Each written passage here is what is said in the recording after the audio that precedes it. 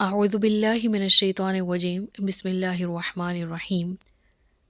अस्सलामु अलैकुम वरहमतुल्लाहि वबरकातुहू। अल्हम्दुलिल्लाह सूरतुल मुद्दस्सिर तक हमारे तफसीरी असबाक मुकम्मल हो चुके हैं।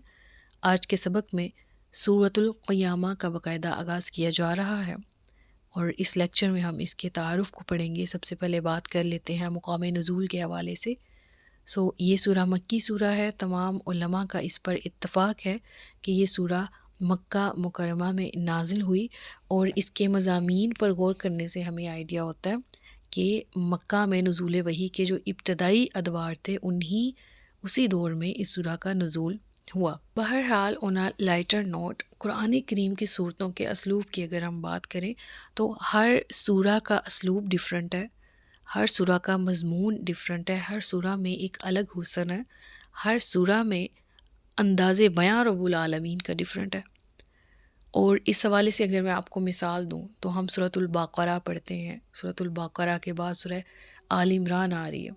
सूरह बक़रा है तो हम इसमें मेजॉरिटी देखेंगे फ़िक़ही अहकामात की। वो आइली ज़िंदगी से भी ताल्लुक़ रखते हैं, वो माशरती ज़िंदगी से भी ताल्लुक़ रखते हैं। इसके बाद सूरह आल इमरान है तो उसका असलूब, उसकी नौइयत अलग है। The family of Imran, Christianity पर बात की गई है, यहूदियत पर बात की गई है एंड अदर टॉपिक्स भी इस सूरा में पाए जाते हैं। फिर सिमिलैरिटीज़ भी हैं इन सूरतों के दरमियान, अगरचे वो प्लेस के एतबार से काफ़ी पारों के डिस्टेंस पर है। अक्सर सूरतें जो आगे पीछे आ रही हैं उनका आपस में बाहमी गहरा ताल्लुक़ है, एक की एंडिंग दूसरे के स्टार्ट से मैच कर रही है। एक सूरा में मुख्तसर ज़िक्र है तो अगली सूरा में वही ज़िक्र डिटेल में आ रहा है, ठीक है। एक सूरा में पॉइंट्स में बात की गई है तो अगली सूरा में उन्हीं पॉइंट्स की डिटेल है। इस तरह हर सूरा में अलग हुस्न है। सूरतुल क़ियामा का ताल्लुक़ किस कैटेगरी से है? हम देखते हैं कि जहाँ पर क़यामत का ज़िक्र आता है, इज़ा समाउ इंशक़्क़त सूरतुल इंशिक़ाक़, इज़ा समाउ इंफ़तरत सूरतुल इंफ़ितार, सूरतुल ज़िलज़ाल, सूरतुल क़ारिअह, सूरतुल वाक़िअह। सेम लाइक दिस सूरतुल क़ियामा भी। कुरान का उमूमी असलूब दरअसल खिताबत का असलूब है ना, और हर सूरा के अंदर एक अलग तरह का खुतबा, एक अलग तरह का पैगाम है और एक अलग तरह की नौइयत है। हमें किस तरह से मैसेज मिल रहा है और हमें इससे क्या सीखने को मिल रहा है। तो ये वो सूरतें हैं कि जिनमें ज़िक्र है क़यामत के दिन का, उस दिन का कि जिसके बारे में अक्सर व बेशतर अवामुन नास जब कुरान नाजिल हो रहा था वो शुकूक व शुबहात में मुब्तला थे, इनकार करने वाले थे। और ये इनकार किस बेस पे था? उनकी नाकिस अक्ल के बेस पे। हो कैसे सकता है? अगर एक इंसान मर गया, मिट्टी मिट्टी हो गया, रेज़ा रेज़ा हो गया, दोबारा कैसे ज़िंदा किया जा सकता है? कुरान करीम में बड़े दलाइल हैं। वो जिसने एक दफ़ा पैदा किया वो दोबारा पैदा करने पर भी कादिर है। इस समेत एक तो पॉइंट ये था। दूसरा पॉइंट कुफार मक्का की क्वेश्चनिंग का क्या था? एक तो वो इनकार करते थे अपनी नाकिस अक्ल के बेस पे, दूसरा वो मजाक के तौर पर तमस्खर उड़ाते थे इस्लामी टीचिंग्स का। जब क़यामत का, यौमुल आखिरा का ज़िक्र आता, यौमुद्दीन का ज़िक्र आता तो फिर हंसते थे और कहते थे अगर तुम अपने वादे में सच्चे हो तो ले आओ, जिसका तुम वादा करते हो जिस अज़ाब का, वो आता क्यों नहीं है?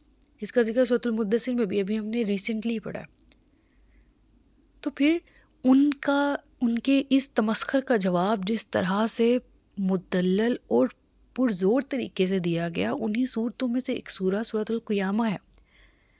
और हदीस में भी आता है कि नबी करीम सल्लल्लाहु अलैहि वसल्लम खुतबा देते वक्त आपकी आवाज़ बुलंद हो जाया करती थी, आंखें सुर्ख हो जाया करती थी, और आप सल्लल्लाहु अलैहि वसल्लम के अंदाज़े खिताबत से ऐसा लगता था जैसे कोई सिपा सालार है और अपने सिपाहियों को ललकार रहा है।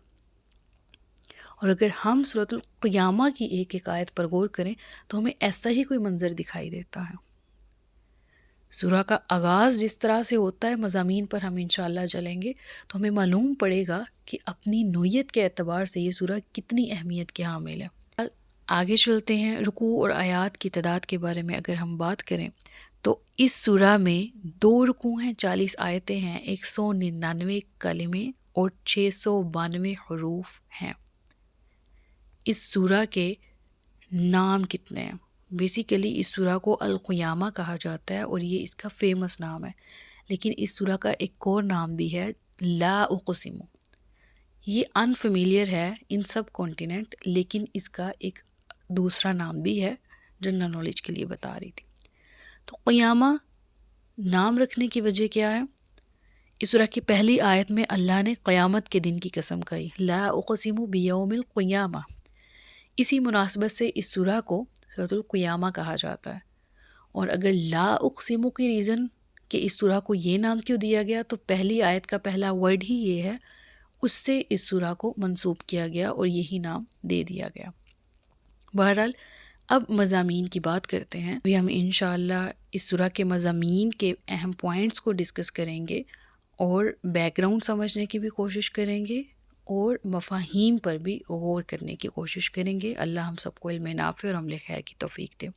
سو بیسیکلی اس سورہ کا مرکزی مضمون یہ ہے کہ اس میں قیامت قائم ہونے پر دلائل قائم کیے گئے ہیں اور قیامت کا انکار کرنے والوں کے شبہات کا جواب دیا گیا۔ جیسے کہ میں نے ابھی ابتدائی طور پر بیک کیا چل رہا تھا، کس طرح سے ان کے مائنڈ سیٹ تھے، کس طرح سے وہ انکار کرتے تھے، تکبر کرتے تھے، استہزاء کرتے تھے۔ تو بہرحال اس سورہ کی ابتدا میں قیامت کا دن اور نفس لوامہ کی قسم ذکر کرنے کے بعد، مرنے کے بعد دوبارہ زندہ کیے جانے کا انکار کرنے والوں کا رد کیا گیا اور اللہ کی قدرت کاملہ بیان کی گئی۔ اس سورہ میں قیامت کے دن کی نشانیاں بیان کی گئی ہیں کہ اس دن کی ہولناکی دیکھ کر آنکھ دہشت اور حیرت زدہ ہو جائے گی، چاند تاریک ہو جائے گا اور سورج اور چاند کو ملا دیا جائے گا۔ اس سورہ میں یہ بیان کیا گیا کہ قیامت کے دن انسان کو اس کے اگلے پچھلے اچھے برے سب عمل بتا دیے جائیں گے، اور اگر اس نے کوئی معذرت پیش کی تو اس وقت قبول نہیں کی جائے گی، کیونکہ توبہ کا در کھلا جب تک سانس چل رہی ہے، اور پھر جب ہم اس لائف میں انٹر کریں گے تو ہم اس زندگی کے بارے میں ایکسپلینیشن نہیں دے سکیں گے، کوئی آرگیو پیش نہیں کر سکیں گے کہ اس لیے کیا تھا، یہ ہو گیا، اب معاف کر دے۔ تب توبہ کا در بند ہو چکا ہوگا۔ اس سورہ میں اللہ تبارک و تعالیٰ نے اپنے حبیب نبی کریم صلی اللہ علیہ وآلہ وسلم سے فرمایا کہ آپ یاد کرنے کی جلدی میں قرآن مجید نازل ہونے کے ساتھ ساتھ اپنی زبان مبارک کو حرکت نہ دیں، اسے جمع کرنا، اسے پڑھنا اور اس کے معنی اور احکامات کو بیان کرنا ہمارے ذمہ ہے۔ اس کی ڈیٹیل بہت خوبصورت ہے، اس کی تفسیر پہ انشاءاللہ ہم ڈسکس کریں گے۔ دنیا سے محبت رکھنے اور اسے آخرت پر ترجیح دینے کی مذمت بیان کی گئی اور یہ بتایا گیا کہ قیامت کے دن لوگ دو طرح کے ہوں گے۔ بعض کے چہرے اس دن تر و تازہ ہوں گے اور وہ اپنے رب کے نظارے کر رہے ہوں گے، اور بعض کے چہرے اس دن بگڑے ہوئے ہوں گے اور قیامت کے احوال دیکھ کر انہیں یقین ہو جائے گا کہ اب ان کے ساتھ پیٹھ توڑ دینے والا سلوک کیا جائے گا۔ نظار کی سختیاں یعنی موت کے وقت کی سختیاں اور ہولناکیاں بیان کی گئیں، اور یہ بتایا گیا کہ قیامت کے دن بندوں کو رب عز و جل کی طرف ہی پلٹنا ہوگا اور وہی ان تمام کے درمیان فیصلہ فرما دے گا۔ اس سورہ کے آخر میں مردوں کو دوبارہ زندہ کرنے پر اللہ کے قادر ہونے کی دلیل بیان فرمائی گئی اور بتایا گیا کہ جس نے پہلی بار پیدا کر دیا تو وہ دوبارہ بھی پیدا کر سکتا ہے۔ سورۃ القیامہ کی سورۃ المدثر کے ساتھ کیا مناسبت ہے، اس پر بات کر لیتے ہیں۔